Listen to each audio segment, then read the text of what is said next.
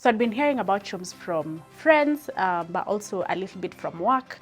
So I can't remember exactly when I joined, but I did join, and it's been a perfect space for me, especially for my personal goals and my family things. I mean, I've been using Chumz for a couple of things.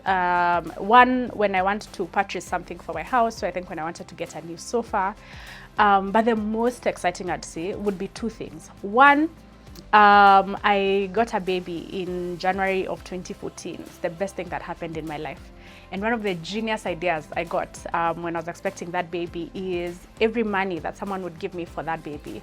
In the Kenyan culture, the context is if you come to meet the baby for the first time, you're gonna salimia, say hi to the child with a little bit of money.